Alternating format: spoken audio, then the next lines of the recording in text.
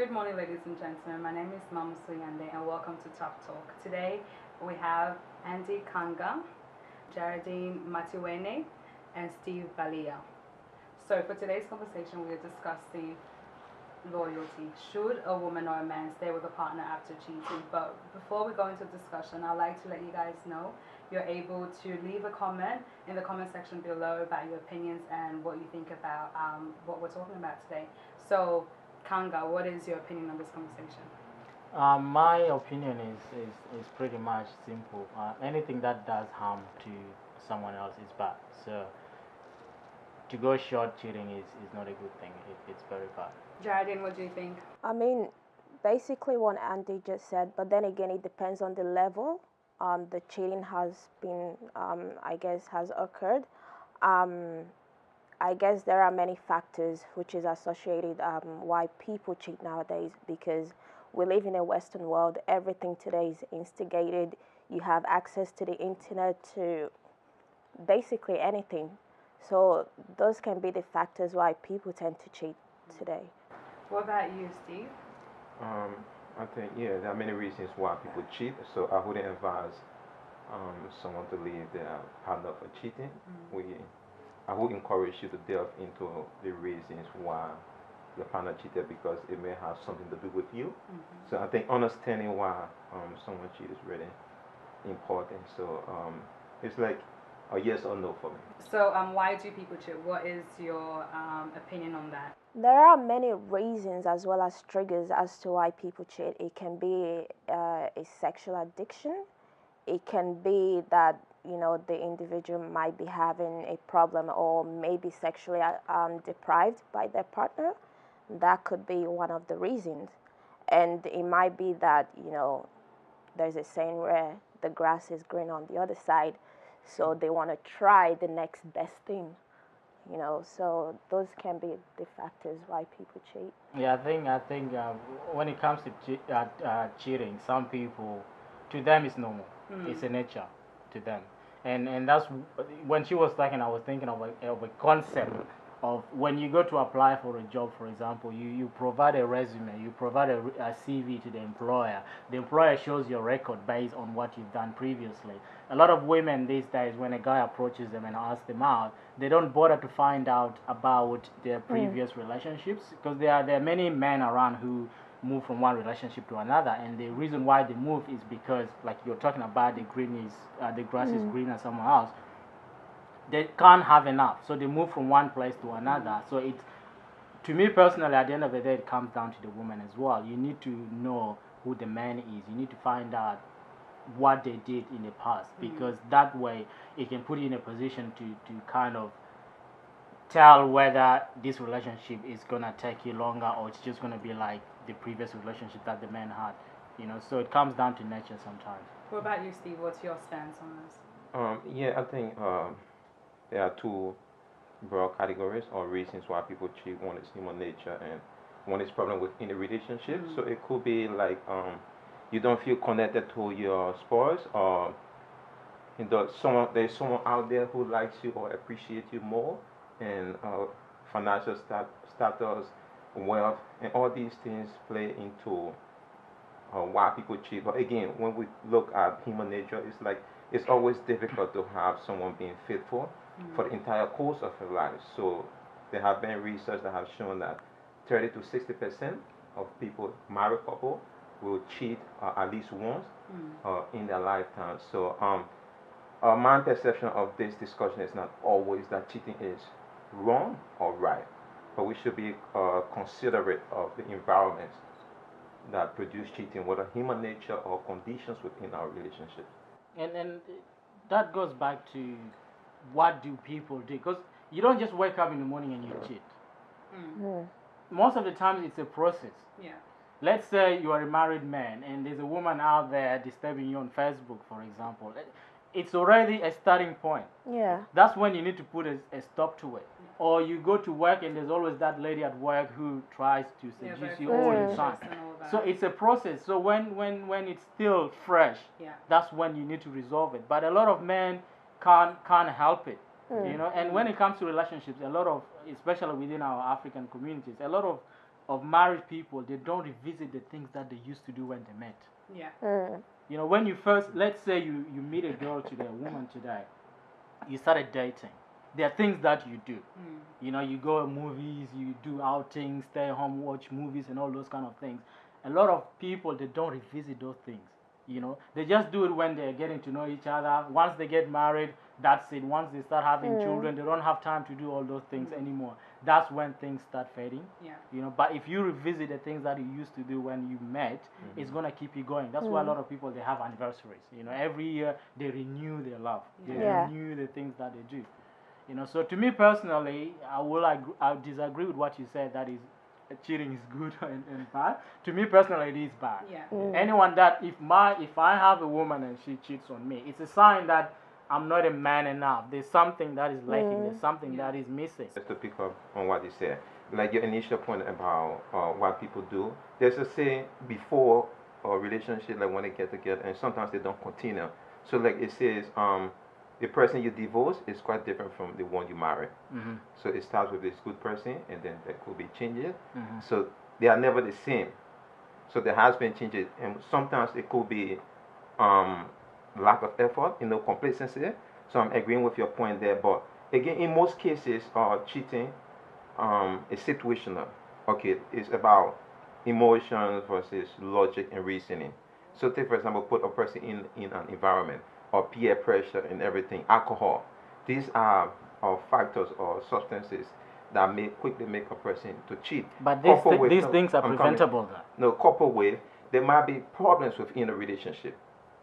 So that might be in itself an instigator for which our emotions and or situations might prompt us to cheat. So my argument is like, for me, I'm like, I'm not going to say cheating is right or wrong, but it is very important that we understand there are conditions that will make people to cheat or not. And two, I don't want us like have this whole sort of blanket perception that once you have a relationship, we must be committed, because it's not always the case.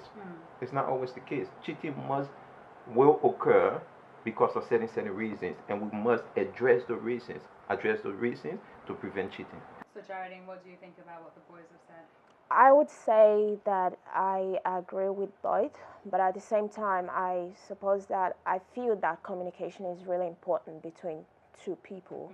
If you're in a relationship with a person and you begin to notice that, some things are changing, you need to sit down to talk about it. If there's something that you feel that is lacking in the relationship, you sit down and talk about it. So communication is quite important in relationship. You need to communicate with your partner if you feel that, you're not willing to continue, then you need to let them know so that they can equally move on with their lives rather than just keeping them on hold. Yeah. Do you guys think that regarding cheating, if you get caught, is that when it's considered cheating, or when you don't get caught? No, cheating is cheating irrespective of whether you get caught or not. Yeah. As a person, if you're cheating on someone, you've initiated trust. You're breaking that trust between the person, unless if you have no, conscience or sense of guilt. Then why am I looking at Steve? Yes, Steve. Then it's not longer considered important. But irrespective of whether you get caught or not, cheating is cheating. And again, if you, I don't understand some people. I think they have that heart that doesn't condemn them. Yeah. Because if you love someone, you married, and you go and cheat, you come home. If you are a normal human being, Exactly. no offense, but if you are a normal human being, you feel condemnation. Yeah. You feel like a thief in your own house, because you feel you did something wrong to this innocent person there. So, to me personally, you who's doing it, there's condemnation that you will feel. Yeah. So whether someone saw you or didn't see you, you're already guilty, of yourself. And the other thing is that the person that you're cheating with, did that person know that you already have a partner, or that person didn't know you have a partner? So if that person didn't know that you have a partner, that's another level of cheating, because you're actually lying to that person. Lying to two people. Deceiving that person that you're single, you're alone, and all that. And who knows? Maybe there's another guy out there that the person was gonna fall for, but because of you, the person feels like, you know, let me give it a chance. Person, but not knowing that this person has another luggage at home. So Steve, what do you think? Because I saw you smiling when I asked this question. What's your opinion on this? No, you don't have to confess. Because, like, this is it. Look at it this way. Your partner might have cheated on you as well.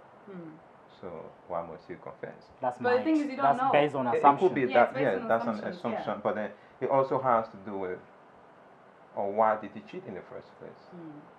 And there might be unforeseen consequences. I think it is better, you know, not admitting you have cheated and deal with a sort of rehabilitation that may be involved and avoid these unforeseen consequences. And sometimes there are times where cheating could be sort of normal. So what if this has to do with the biological factors like sex drive and stuff, and if your partner is maybe far away, you might have a partner who works internationally, long distance, and I think for our own biological makeup, it is normal that, especially based on those who have, you know, high sex drive, like high dopamine or like in biology, like neurons and neurotransmitters. So people with certain levels of certain neurotransmitters, especially dopamine, will most likely cheat. So these things are all factors that we should consider. And I think unless I'm caught cheating, I'm not a cheater. Can I just jump in? Can I just jump in? All right? The point that you've mentioned about your partner being too far away. The question is, does your partner know about your condition? Does your partner know about your sex addiction? You know, because you can't just assume things. You know, you have your partner, you're in love with someone, you're living with someone, the person must know everything about you from A to Z. So if your partner knows about your sex addiction, there are plans, strategies, you know, things that you know, your partner might not even want to travel alone because she already knows about your sex addiction, you know. So to me personally, it is wrong. But what if your partner cannot meet your sexual needs? There could be conditions, maybe, or health conditions. There are ways. And I think what I spoke of was more of possibilities. And I think it happens around. We have globalization, people traveling around the world, you know, or securing jobs, living that family. Sometimes you cannot just take your family. These are practical or realities of people today. And I think these things do happen time in time. It is true. What you've said is true. These are the things happening in real life. But the question is, have you and your partner sat down and discussed that because of this and that and that? Again, your partner might be, you know, I can't use the word disabled, but she might not be able to have sex for some time, you know, for 6 months due to medical conditions, for example. Then it's up to both of you to make a decision on that. You know, who knows? Your partner might advise you to do no way. Your partner might tell you to masturbate. Access for example, because what do you get after sex? Like the feeling after sex. If you sign up for something, you should be committed. Like if if she signed up and she realized that to have sex, and for whatever reason you cannot have sex anymore. So medical condition, for example, you can't force her to cheat. You cannot force her, but if we are talking about sexual desire, it's like feelings. Sometimes not everyone has self-control to the point where they could control their hormones and sex drive. So what I'm saying is, if we were to reach that point, it is quite possible that I will cheat because and maybe it's not cheating in a sense because this is a normal thing to do. Is that the only way out there? It could be the best way out though. Let's say your partner has got, like I said earlier on, your partner has got medical condition. She can't have sex for 6 months, but you're a sex addict. Every Saturday is your sex day. It's just an example, alright? It's just an example. Do you think the only way to satisfy yourself is to go around drive and find someone and have sex with?